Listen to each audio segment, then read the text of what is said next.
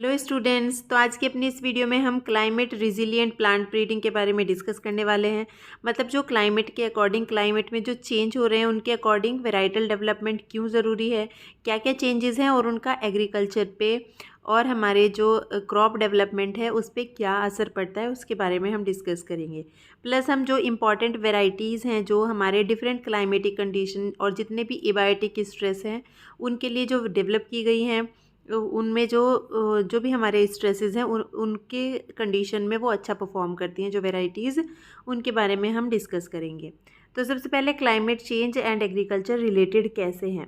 हम सबको बताइए कि जो रीसेंट टाइम है वहाँ पे क्लाइमेट में बहुत सारे चेंज आए हैं। मतलब कि जैसे कि क्या क्या चेंज आए हैं। ऑल्टर्ड एवरेज टेम्परेचर, मतलब एवरेज टेम्परेचर एकदम से बढ़ जाना या घट जाना। रेनफॉल, एनुअल रेनफॉल कितना होता है उसमें चेंजेस आना।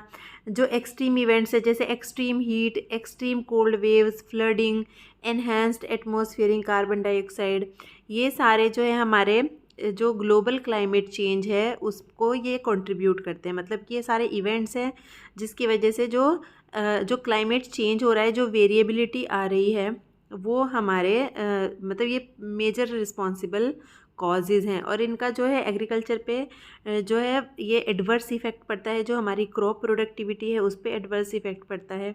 जब हमारी जो कंट्री है में यहाँ पे ड्रॉट होता है, ठीक है, एक्सेसिव रेन्स आजकल देखने को मिल रही है ना, और फ्लड, फ्रोस्ट, हैवी वेव और क्लाइमेट और डिफरेंट जो क्लाइमेटिक इवेंट्स हैं वो हम मतलब ओपनली हमें देखने को मिल रहे हैं।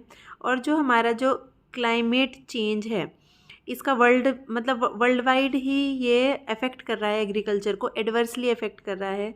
बट बिकॉज हमारी कंट्री लार्जर पॉपुलेशन है और एग्रीकल्चर डिपेंडेंट है तो यहाँ पे थोड़ी सिचुएशन वल्नरेबल है, ठीक है। और ये जो सारे रिस्क हैं ये ज़्यादातर जो स्मॉल और मार्जिनल फार्मर्स है उनके लिए ज़्यादा मतलब अलार्मिंग सिचुएशन है। बिकॉज उनका जो भी है वो कल्टीवेट करते हैं ज़्यादातर रेनफेड कंडीशन, अगर रेनफेड है मतलब कि इरिगेटेड नहीं है, रेनफेड कंडीशन है, वहाँ पे जो है ये बहुत ही रिस्क है एग्रीकल्चर मतलब क्रॉप के डेवलपमेंट के लिए। जो क्लाइमेट, जो डिफरेंट चेंजिंग क्लाइमेटिक कंडीशंस हैं। तो बेसिकली जो क्रॉप स्ट्रेस हैं उनको हम तीन पार्ट में डिवाइड कर सकते हैं। Abiotic stress, biotic stress and जो हमारे क्लाइमेट चेंज से जो क्रॉप को स्ट्रेस होता है, जो क्रॉप में जो एडवर्स इफेक्ट पड़ता है। तो बेसिकली एबायोटिक में जितने भी रेडिएशंस होते हैं हमें पता है, जो फ्लड है, ड्रॉट है या temperature high low, freezing temperature और न्यूट्रिएंट डेफिशिएंसी है, हम उनको इंक्लूड करते हैं। जो एक्सट्रीम जो क्लाइमेटिक कंडीशन है, जो चेंजिंग क्लाइमेटिक कंडीशन है, वो हमारे एक्सट्रीम वेदर इवेंट्स इसमें इंक्लूड करते हैं, जैसे ड्रॉट, साइक्लोन, हिल स्टॉर्म हो गए, हीट वेव जो मतलब कि एकदम से राइजिंग हो जाती है टेम्परेचर में, फ्लडिंग हो गई। और इनका जो लॉन्ग टर्म इम्पैक्ट पड़ता है वो क्या पड़ता है, बेसिकली प्रोलॉन्ग्ड ड्रॉट अगर है, मतलब कि बहुत ही लंबे टाइम तक ड्रॉट हो रही है, सूखा पड़ रहा है, तो उसका बहुत ही एडवर्स इफेक्ट पड़ता है। Soil erosion, salinity, एल्केलिनिटी, loss of biodiversity, food security पे भी हम क्वेश्चन आ जाता है कि अगर प्रोडक्ट मान लो बहुत ही लंबे टाइम के लिए ड्रॉट, सूखा पड़ गया, तो उससे क्या हो जाएगा, प्रोडक्शन कम हो जाएगा। तो अल्टीमेटली जो फूड प्रोडक्शन है उस पर असर पड़ेगा और जो फूड सिक्योरिटी है, हमारी जो पॉपुलेशन है उसके लिए ये मतलब क्वेश्चनेबल हो जाता है। ये लॉन्ग टर्म एडवर्स इम्पैक्ट पड़ते हैं। ये तो बायोटिक स्ट्रेस है, बेसिकली ज़्यादातर जो हमारे एनिमल पैथोजन और वीड्स की वजह से होते हैं, इनको हम इसमें डिस्कस नहीं करेंगे। तो बेसिकली जो इम्पैक्ट होता है वेदर एबेरेशंस का क्रॉप पे, वो क्या होता है। एबेरेशन मतलब कि जो चेंजेस आते हैं, जो एडवर्स चेंजेस आ रहे हैं, उनका क्या असर होता है। क्लाइमेट चेंज का बेसिकली नेगेटिव इफेक्ट होता है जो हमारी क्रॉप यील्ड है अक्रॉस द रीजन कंट्री में, और वर्ल्ड वाइड ही इसका नेगेटिव इम्पैक्ट है। जैसे जो हमारी टेम्परेचर राइज हो रहा है, ठीक है, और वाटर की जो अवेलेबिलिटी है वो भी इसका निगेटिव इम्पैक्ट होता है कि बिकॉज टेम्परेचर राइज हो रहा है, ड्रॉट है, पानी की कमी हो रही है, ठीक है, जो इरिगेशन के लिए जो वाटर है उसकी अवेलेबिलिटी कम हो रही है, तो उसका क्रॉप की यील्ड पे निगेटिव इम्पैक्ट पड़ता है। जो रेनफेड एग्रीकल्चर है, बेसिकली अगर हमारे पास वाटर की अवेलेबिलिटी नहीं है तो मतलब इरिगेशन की कोई फैसिलिटी नहीं है, तो एग्रीकल्चर फिर रेनफेड होता है, मतलब जो बारिश पे निर्भर करता है, वो भी इम्पेक्टेड होता है। बिकॉज जो रेनफॉल है उसकी वेरिएबिलिटी बहुत ज़्यादा देखने को मिलती है। ठीक है। और जैसे क्या होगा, हैवी रेनफॉल होगा और जो नंबर ऑफ़ डेज़ होंगे रेंस के वो कम हो जाएंगे, रिडक्शन हो जाएगा, तो उसका भी क्या होता है, निगेटिव इम्पैक्ट पड़ता है जो हमारी क्रॉप होती है उस पर। ठीक है। सीजन की शिफ्टिंग, ये भी एक इम्पैक्ट है, वेदर एबेरिएशन है। Increase in temperature and change in the rainfall pattern, ये सारे ऑब्जर्व हुए हैं कि ये मतलब कि पिछले दिनों में ये सारी चीज़ें हमें देखने को मिली है। इसलिए जो क्रॉप्स हैं वो हमारे जो एक्सट्रीम वेदर इवेंट्स होते हैं, जैसे ड्रॉट हो गया, फ्लड हो गया, हीट, कोल्ड, अपने लाइफ साइकिल में वो इन सबको क्या करती है, इन सबको झेलती है, जिसकी वजह से क्या होता है, सब्सटेंशियल यील्ड लॉसेस हमें देखने को मिलते हैं।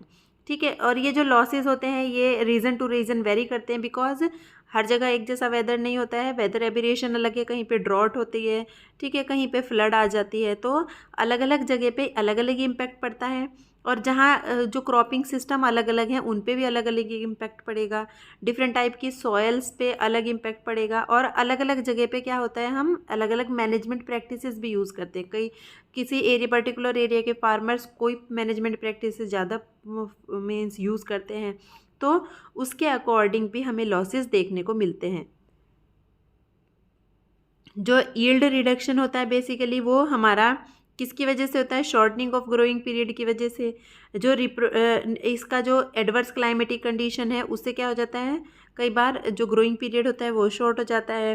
रिप्रोडक्शन पे निगेटिव इम्पैक्ट पड़ता है, मतलब कि जो ग्रेन फिलिंग होती है और जो ग्रेन सीड सेटिंग होती है वो एडवर्सली इम्पेयर्ड होती है, मतलब कि लो सीड सेटिंग, अगर हाई टेम्परेचर हो जाए फॉर एग्जांपल, तो कई बार क्या होता है, जैसे वीट में लो सीड सेटिंग देखने को मिलती है। ठीक है। वाटर अवेलेबिलिटी अगर कम है तो उससे भी क्या होगा, ग्रेन फिलिंग नहीं होगी। अगर क्रिटिकल ग्रोथ स्टेज में भी हमने इरिगेशन नहीं दिया तो उससे क्या होंगे, अल्टीमेटली यील्ड लॉसेज होते हैं। तो बेसिकली जितने भी जो वेदर एबेरिएशंस हैं, जो हमारी एडवर्स क्लाइमेटिक कंडीशन है, जो चेंज आ रहा है क्लाइमेट में, उसका क्रॉप पे निगेटिव इम्पैक्ट पड़ता है, उसकी यील्ड पे निगेटिव इम्पैक्ट पड़ता है।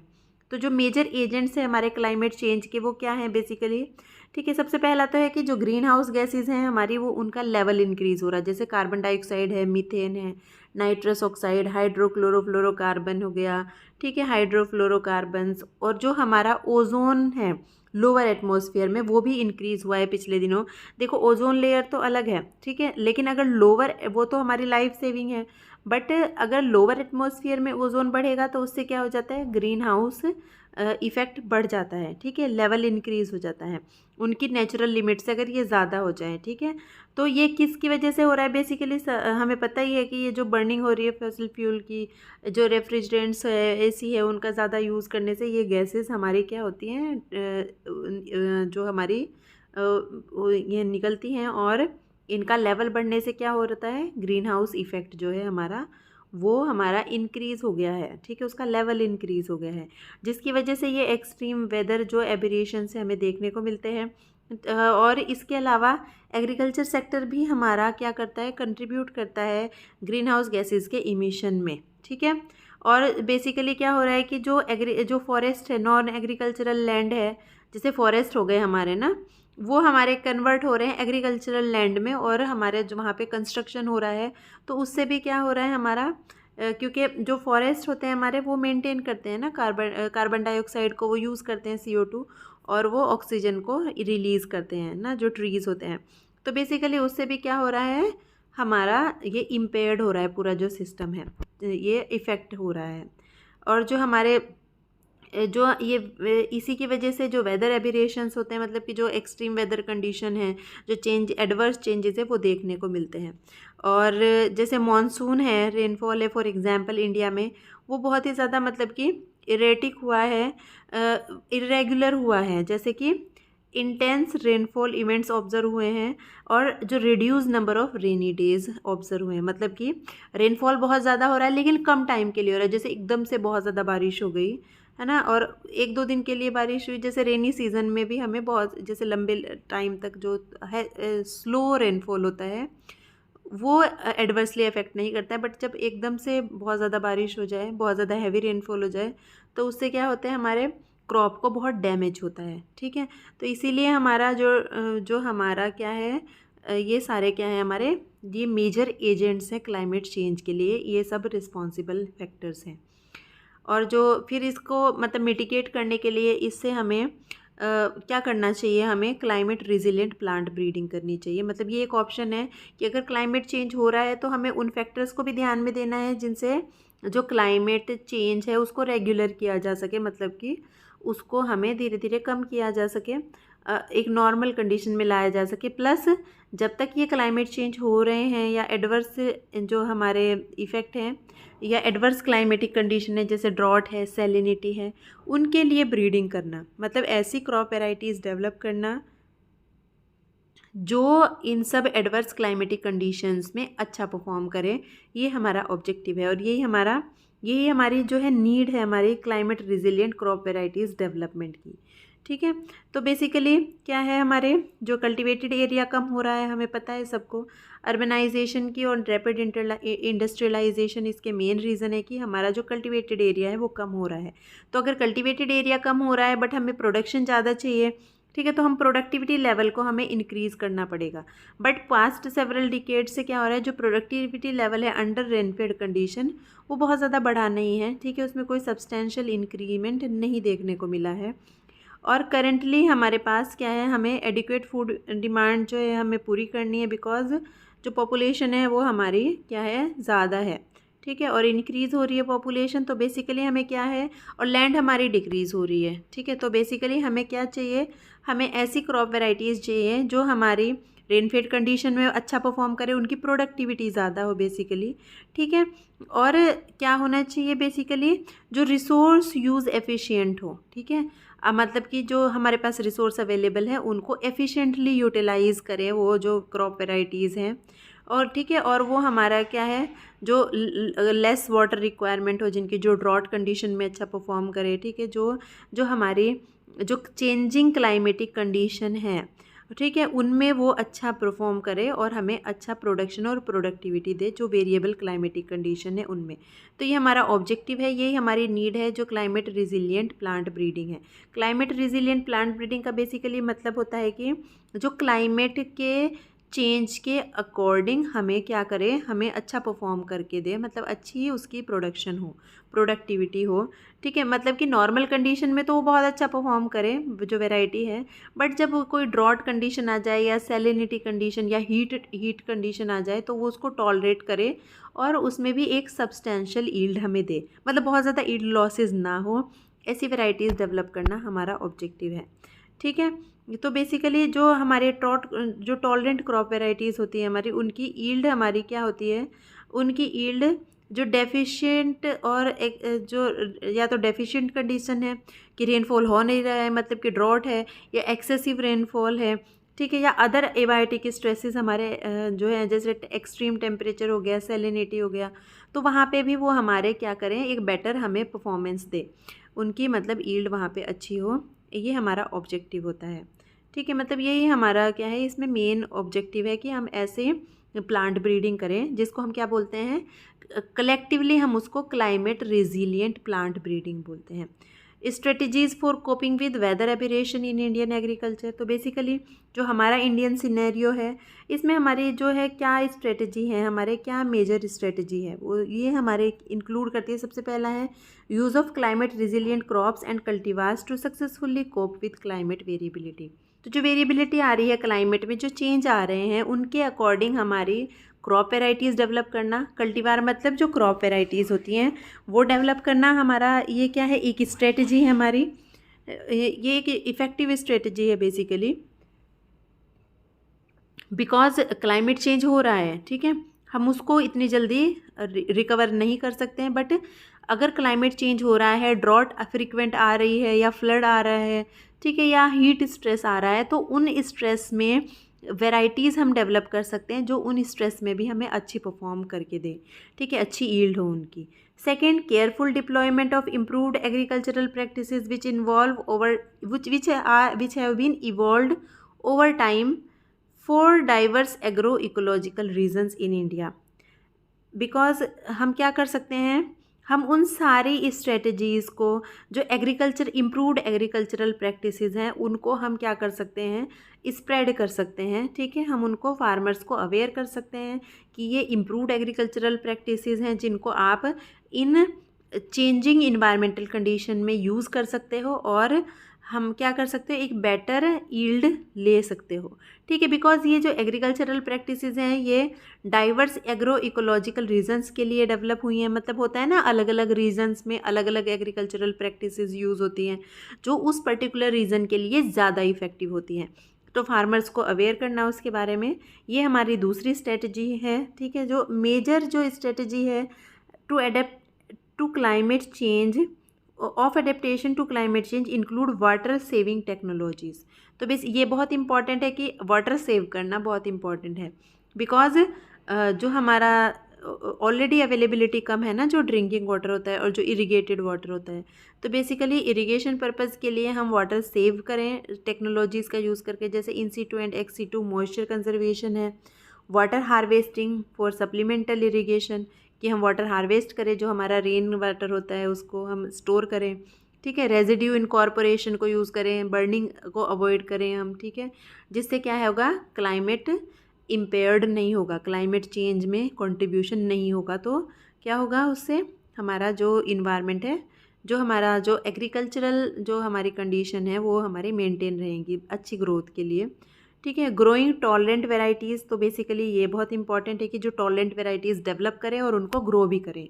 ठीक है, जो हमारी डिफरेंट जो एबायोटिक स्ट्रेस है उनको टॉलरेट करती हैं अच्छे से वो वेराइटीज़। कंजर्वेशन एग्रीकल्चर हम यूज़ करें। ठीक है, site specific nutrient management practices करें। ठीक है, तो ये मेजर स्ट्रेटजीज़ में हैं जो हमारी जो चेंजिंग इन्वायरमेंटल कंडीशन है उसके साथ हमें कोप करने में हेल्प करेंगी। ठीक है, यानी हमें एक अच्छी यील्ड लेने में हेल्प करेंगी उन सारी एडवर्स क्लाइमेटिक कंडीशंस में। Developing and diffusing crop cultivar with tolerance to climatic stress such as drought, heat, submergence is of urgent priority. मतलब कि ये बहुत इंपॉर्टेंट है कि हम ऐसे कल्टीवार डेवलप भी करें और उनको स्प्रेड भी करें। ठीक है, मतलब ऐसा ना हो कि हम वेराइटीज़ तो डेवलप हो रही हैं बट फार्मर्स अवेयर ही नहीं है उनको ग्रो करने के बारे में, तो उसको डिफ्यूज़ करना, इन्फॉर्मेशन को डिफ्यूज़ करना भी इम्पॉर्टेंट है। ठीक है, plants response to abiotic stress is crop and cultivar specific. तो बेसिकली क्या होता है कि जो क्रॉप है, डिफरेंट डिफरेंट क्रॉप्स हमारी डिफरेंट डिफरेंट क्लाइमेटिक कंडीशंस में अच्छा परफॉर्म करती हैं। ठीक है, मतलब ये स्पेसिफिक होता है, डिफरेंट डिफरेंट क्रॉप अलग तरीके से बिहेव करती हैं जो अलग अलग स्ट्रेसेस होते हैं। For example in pigeon pea higher temperature will shorten the crop duration. मतलब कि अगर हायर टेम्परेचर हो जाएगा तो उससे क्रॉप ड्यूरेशन कम हो जाएगी, क्रॉप का जो हमारा कंप्लीट साइकिल है वो जल्दी ही पूरा हो जाएगा। ठीक है, तो ये जल्दी मैच्योर हो जाएगी। ये कब मैच्योर हो जाएगी, जब wet season is still active. तो इसका क्या हो जाएगा, बेसिकली शॉर्ट ड्यूरेशन हो जाएगी क्रॉप की। और सॉर्गम क्या होता है, sorghum experiences greater shortening of the vegetative phase relative to the grain filling phase resulting in increase harvest index. मतलब ग्रेन यील्ड यहाँ पे बढ़ जाएगी और अगर हमें सॉर्गम में वेजिटेटिव फेज़ हमारे कम हो जाएगी, यानी वेजिटेटिव ग्रोथ कम हो जाएगी। तो क्या बेसिकली अगर हम सॉर्गम को हम उसके लिए यूज़ कर रहे हैं फॉरेज के लिए, तो उस वहाँ थोड़ी सी प्रॉब्लमेटिक है, वहाँ पे ग्रेन फिलिंग ज़्यादा होगी, मतलब वो पीरियड ज़्यादा हो जाएगा। भले ग्रेन फिलिंग ज़्यादा हो नहीं हो, ग्रेन फिलिंग तो उतना ही रहे, लेकिन वेजिटेटिव फेज़ कम हो जाएगी, वेजिटेटिव यील्ड कम हो जाएगी। बिकॉज हार्वेस्ट इंडेक्स क्या होता है हमारा, ग्रेन यील्ड। हार्वेस्ट इंडेक्स का फॉर्मूला होता है grain yield divided by biological yield. जो पूरे की पूरी यील्ड है, मतलब उसमें रूट को छोड़ के पूरा जो प्लांट होता है वो उसकी जो यील्ड होती है, उसके पत्तों का वेट, उसके स्टेम का वेट और ग्रेन का वेट भी इंक्लूड होता है बायोलॉजिकल यील्ड में। तो बेसिकली जब ये कम हो जाएगा, ग्रेन चाहे उतना भी रहे, तो जब इससे इसको डिवाइड करेंगे तो हार्वेस्ट इंडेक्स क्या हो जाएगा आपका, हार्वेस्ट इंडेक्स अपने आप ही इंक्रीज़ हो जाएगा। तो बायोलॉजिकल यील्ड कम हो जाती है, जो वेजिटेटिव फेज़ है वो कम हो जाती है। ठीक है, so basically photo period sensitivity को हमें ध्यान में रखना है क्रॉप की, जब भी हम क्लाइमेट रिजिलियंट प्लांट ब्रीडिंग करते हैं। ठीक है, genetic variation for transpiration efficiency, हमें क्रॉप की हमें ट्रांसपीरेशन एफिशिएंसी को देखना है, बिकॉज वाटर लॉसेस हम कैसे बचा सकते हैं क्रॉप से ना, अगर उसमें ट्रांसपीरेशन कम होगा तो अल्टीमेटली वाटर लॉसेस कम होंगे। तो इसीलिए हमें ऐसी आइडेंटिफाई करनी है, short duration high yielding varieties हमें डेवलप करना हमारा ऑब्जेक्टिव होना चाहिए, जो कि ड्रॉट को एस्केप करें। ठीक है, जो अदर एबायोटिक स्ट्रेस हैं उनको भी जो एस्केप करें और एक अच्छी यील्ड हमें दें उन सारे स्ट्रेस की कंडीशन में। Climate resilient crop varieties for different abiotic stress. तो बेसिकली अब हम आ गए हैं अपने सेकंड पार्ट पे कि जो हमारे क्लाइमेट रिजिलियंट क्रॉप वेराइटीज़ हमारी क्या होती हैं और इनके क्या इम्पॉर्टेंट जो हमारे वो होते हैं फीचर्स होते हैं। ठीक है, the development and identification of climate resilient crop varieties with enhanced tolerance to heat, drought, flood, chilling stress, salinity stress. It is important and essential to sustain and improve crop yield to cope with the challenges of climate change. तो basically हमें सबसे पहला point तो यही है कि हमें ऐसी वेराइटीज़ डेवलप करनी है जो डिफरेंट एडवर्स कंडीशंस जो हैं उनमें अच्छा परफॉर्म करें। मतलब हमें we need to develop the crop varieties for heat stress tolerance, drought stress tolerance, flood, chilling, salinity stress में जो अच्छा परफॉर्म करे, ऐसी वेराइटीज़ डेवलप करना है। ठीक है, तो बेसिकली हमें ईल्ड गैप हमें ब्रिज करने हैं, हमें ईल्ड गैप को भरना है। हमें क्या करना है कि ऐसी वेराइटीज़ डेवलप करनी है जो जिनकी प्रोडक्टिविटी ज़्यादा हो, हमारी जो एडवर्स क्लाइमेटिक कंडीशन है उनमें भी। तो जिससे कि मतलब कि जो एग्रीकल्चर डिपेंडेंट पीपल हैं बेसिकली मोस्टली, उनके लिए जो है फूड सिक्योरिटी हमारी अरेंज हो सके। ठीक है, तो ये जो एबायोटिक स्ट्रेस होते हैं सारे के सारे बेसिकली इनका काम क्या होता है, ये जो स्ट्रेस होते हैं जैसे हीट है, कोल्ड है, ये एक प्लांट में क्या करते हैं, एक तरीके का रिस्पॉन्स जनरेट करते हैं जिससे बेसिकली जीन एक्सप्रेशन चेंज हो जाता है। कैसे चेंज हो जाता है, मान लो कोई हमारा ड्रॉट कंडीशन आई तो सिग्नल ट्रांसडक्शन पाथवे चेंज हो जाएगा, मेटाबॉलिक एंड मॉलिक्यूलर मैकेनिज्म्स भी चेंज हो जाएंगी प्लांट की। ठीक है, तो बेसिकली क्या होता है, जो कोई मान लो कोई ड्रॉट आई कंडीशन तो वहाँ पे अलग जीन एक्सप्रेस होने शुरू हो जाते हैं जो प्लांट को क्या करते हैं, अगर प्लांट टॉलरेंट है, ठीक है, मान लो प्लांट में जो ड्रॉट टॉलरेंट जीन प्रेजेंट है जो उसको ड्रॉट टॉलरेंस दे रहे हैं, तो वो जीन हमारे एक्सप्रेस होना शुरू हो जाएंगे और वो प्लांट को क्या करेंगे, वो प्लांट को हमारा उनका जीन का एक्सप्रेशन होगा उन जीन्स का, और प्लांट को वो ड्रॉट के अगेंस्ट हमें क्या करेंगे, प्लांट को टॉलरेंट देंगे। मतलब कि कह सकते हैं कि जो प्लांट को एबल बनाएंगे, प्लांट में ऐसे कंपाउंड प्रोड्यूस होंगे जो ड्रॉट में प्लांट को अच्छा परफॉर्म करने की जो है हमारी कैपेबिलिटी देंगे। फॉर एग्जांपल जैसे ड्रॉट के केस में क्या होता है, प्रोलीन बनता है बहुत ज़्यादा। प्रोलीन क्या है, एक अमीनो एसिड है, प्रोलीन का कंटेंट ज़्यादा बनता है जब ड्रॉट होती है। तो ये प्रोलीन क्या करता है, सेल को हेल्प करता है उसको अच्छा परफॉर्म करने के लिए, एक सेल को, ठीक है, उसको अलाइव रहने के लिए। और अगर हीट स्ट्रेस हो फॉर एग्जांपल तो कुछ ना लिया प्रोटीन होते हैं, जो एक फैमिली है प्रोटीन्स की जिसको बोलते हैं लिया प्रोटीन। ठीक है, ये हीट स्ट्रेस की कंडीशन में ऐसा देखा गया है प्लांट में ये डेवलप होते हैं ये जो प्रोटीन है, और इम्पॉर्टेंट रोल प्ले करते हैं प्लांट को उस स्ट्रेस को मैनेज करने के लिए। ठीक है, तो जितने भी एबायोटिक स्ट्रेस हैं हम पहले डिस्कस कर चुके हैं, ये मेन एबायोटिक स्ट्रेसेस हैं हमारे, और ये एडवर्सली अफेक्ट करते हैं प्लांट ग्रोथ को और प्लांट की प्रोडक्टिविटी को। तो हमें ऐसी ही वेराइटीज़ डेवलप करना है जो जिनमें इस तरीके से जीन एक्सप्रेशन हो, सिग्नल ट्रांसडक्शन पाथवे काम करे कि वो इन एबायोटिक स्ट्रेस की कंडीशंस में भी हमारा अच्छा परफॉर्म करे।